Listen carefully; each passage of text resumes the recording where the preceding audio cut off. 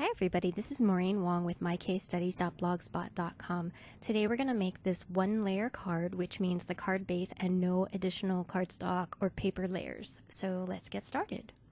I'm using the Fawn set Booyah today, and first of all what I'm doing is taking my cardstock base and taping it down to my work surface, and that long piece of tape masks off the back of the card so I don't get any of my ink on the card back. And then I've cut out the word boo from acetate, and I just use the outer portion as a template to line up the inner letters nice and straight and evenly spaced. Now I'm taking black soot distress ink and I'm sponging it all over the cards. And what I'm doing is not a circular motion. I'm actually doing kind of a sprayed out from the center sort of sponging.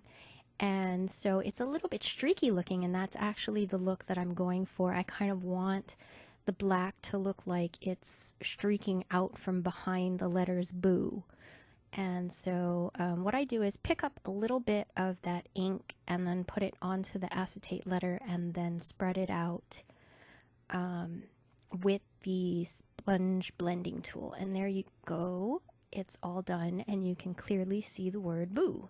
And after this I'm going to go and wash off my hands because I think I have ink on my hands and I don't want to get it all over the card. Here's the template that I made earlier showing me how to put things down, and I already have my little ghost toppers, I guess you can call them, placed into my MISTI, and I'm going to ink them up. And I actually have a placement guide in there just to make sure that they're stamping exactly where I want them to go. And when I look at my placement guide, they look good. So I'm going to remove my guide and then I'm going to ink them up again. And then I'm going to stamp it down. And I'm using my VersaFine Onyx Black ink here, which actually turned out to be a mistake. I originally meant to do this with Memento because I was going to do Copic coloring. But because I forgot and used my VersaFine, then I decided to do colored pencils. And I've already pre-made my masks here. So for the Frankenstein's monster's head, the Bride of Frankenstein's hair, and the witch's hat, I'm going to mask those off with my reusable masks. And then I'm going to place my ghosts down. And I'm using all three of the different ghosts in the set. And I'm going to put them down where I think I want them to be lined up with the heads.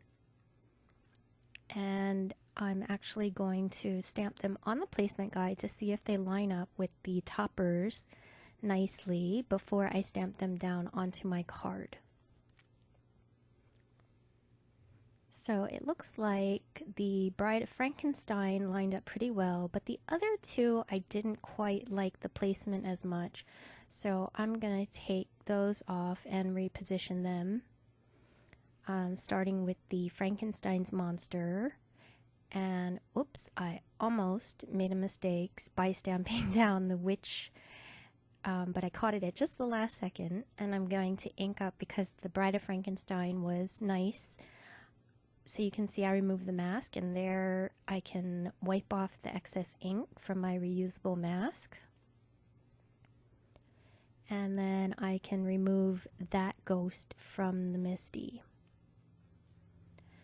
Now I'm going to check the placement of the monster to see if he's lined up correctly this time. I am actually really picky about the way these ghosts line up with their topper pieces, and I didn't quite like the way that it lined up again. So once again I'm going to clean it off and reposition it. And then once again I am going to test it with my positioning sheet.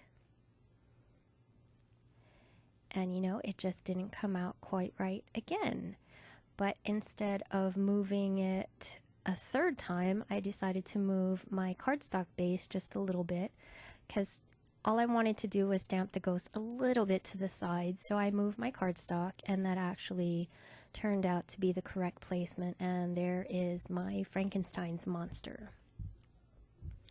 And finally, I'm going to take the ghost for the witch hat and position that how I want it.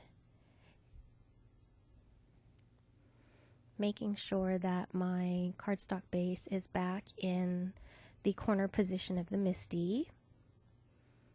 And I'm going to test that out and see how that's stamped down, and that looks good. So I'm going to remove my placement sheet and stamp down that ghost over the mask. And there we go, another perfectly placed ghost. I'm actually going to wait to stamp the faces until after I finish coloring. So I'm going to speed this up and show you I'm coloring with my Luminance colored pencils, and I'm actually only using 4 of the pencils for this. And let me get those numbers for you.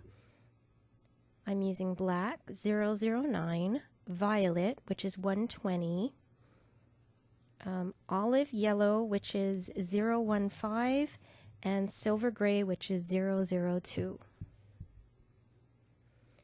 And I'm not doing any kind of super complicated coloring. I'm trying to do a little bit of shading and highlighting, but it's really a simple image. I'm not going to get too worried about how they look. I think they're really whimsical, cute images.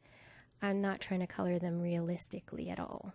So just a really quick coloring job. Not taking an incredible amount of time to do any of this. Of course, you can take as much time as you want. It's up to you.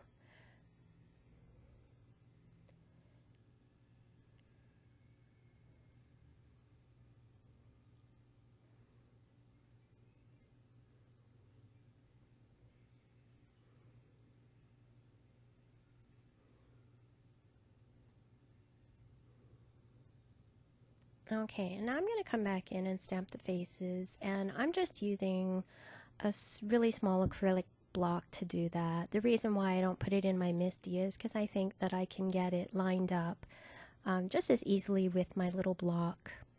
And the chances that I'm going to have to restamp are kind of slim. Something this small usually will stamp okay on the first try, so I didn't think the Misty was actually necessary this time. So that was what I thought was the finished card, but then I decided to come back in and add in a sentiment. Even though it already says boo in the background, I thought it would look nice with a Happy Halloween sentiment from the same Booyah set. And so I'm lining that up with a guide to make sure that it's straight. And then I'm treating it with my anti-static powder bag because I'm going to stamp in VersaFine Onyx Black ink and cover that with clear embossing powder and heat it up.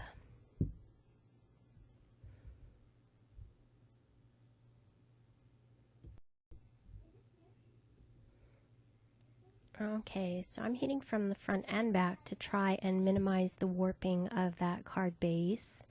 Since it's the actual card base and not a layer, it's not going to have anything to hold it flat. So there we go, that's my finished card. And here's a still shot of it. And I hope you like it, and thank you very much for watching.